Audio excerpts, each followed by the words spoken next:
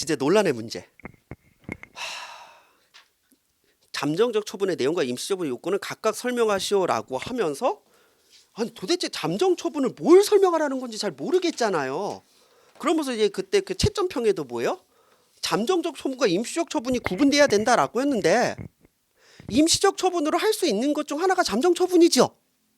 맞잖아요. 그러니까 보세요. 잠정 처분하는 거 너 이거 하지 마 이거 하지 마 이제 법원을 통해 했잖아요. 잠정 처분은. 근데 이제 문제는 뭐냐면요. 그렇게 임시적으로 처분한 거에 대해 이제 법적인 효력이 얼마나 부여되는지 그다음에 이제 승인과 집행을 할 수가 있는지 그것을 뭐 취소할 수 있는지 이런 것들이 문제돼 가지고 이제 운시트랄 모델법 개정되면서 이제 10년 만에 우리 쪽에도 반영을 좀 한 거잖아요. 그래서 이거를 그래서 어쨌든 그 목차는 준대로 써야 됩니다. 1. 위 2. 잠정적 처분의 내용 3. 임시적 처분의 요건 이렇게 가는 게 맞아요.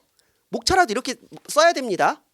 아 물론 뭐 임시적 처분 뭐라도 썼으면 기본 5점 깔고 가는 문제이긴 합니다. 이거 아무도 못 썼으니까요. 자 그러면서 이제 위 보세요. 그러니까 이게 아무래도 임시적 처분의 요건을 설명하시오라고 했으니까 그러면 그 개정중재법을 물어보는 건 맞을 거예요.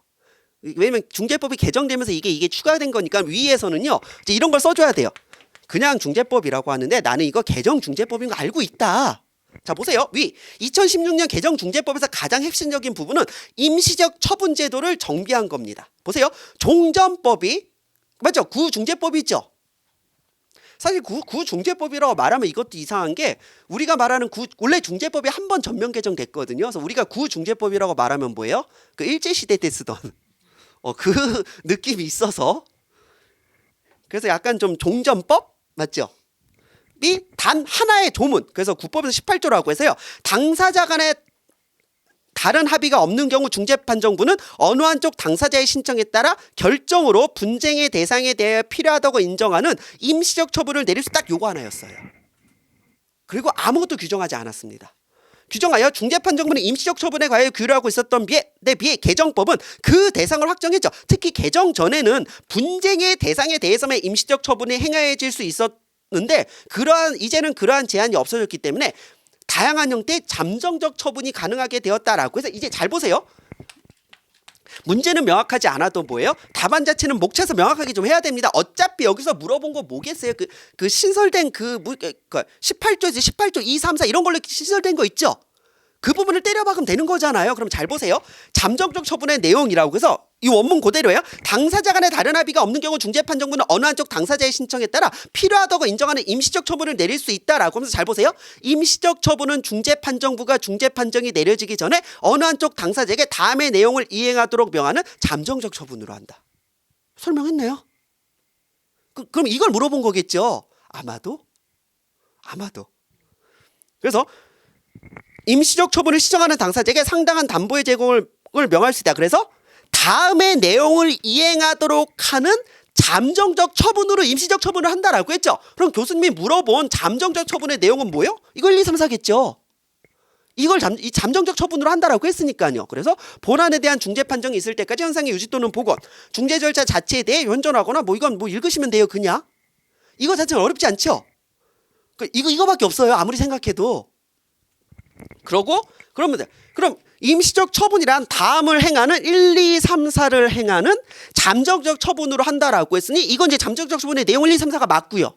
그럼 이제 3번 볼게요. 임시적 처분의 요건은 뭐예요? 다음의 요건을 모두 소명하는 경우에만 내릴 수 있다. 1번 신청인이 임시적 처분을 받지 못하는 경우 신청인에게 중재 판정에 포함된 손해배상으로 적절히 보상되지 아니하는 손해가 발생할 가능성이 있고 그러한 손해가 임시적 처분으로 인하여 상대방에게 발생할 것으로 예상되는 손해를 상당히 초과할 것. 본안에 대하여 합리적으로 인용 가능성이 있을 것. 못 써요. 근데 저희 심화 시간에는 이제 개정중재법 1조부터 끝조까지 봤죠. 봤으면 그래도 내가 5점 분량은 아니더라도 3점 분량을 쓸 수 있지 않을까요, 우리? 아니요, 여기서는 3점 받아도 진짜 최선이거든요. 그 3점을 글만 아름답게 쓰면 5점까지 받을 수 있는 게요. 상대평가잖아요. 그러니까 이제 앞에서 막 스위치 비엘에 쓰시오 이런 거 뭐야? 다 잘 써도 6점 받기가 힘든 거예요. 그러면 다 같이 잘 썼으니까. CISG도 뭐예요? 점수가 낮은 이유가 뭐예요? 다 기본적으로 잘 썼으니까. 하지만 이거는 뭐예요? 계속 0점 주고 있는데 야. 그리고 이제 예외까지 쓰면 이게 뭐냐면요. 앞에 이제 중재 판정의 내용에 이게 1, 2, 3, 4 이게 1호, 2호, 3호, 4호라고 하는 거거든. 호라고 있죠. 그 중에서 이제 그 4호에 대해서는 이제 임시적 4호에 따른 임시적 처분의 신청에 대해서는 중재 판정과 적절하다고 판단하는 범위에서 임시적 처분의 요건을 적용할 수 있다라고 했죠. 근데 여기다 대고 이제 4호에 대해서는 그러면 뭐예요? 교수님 세대는 메칸더 V고 메칸더 V는 3호까지밖에 없거든요.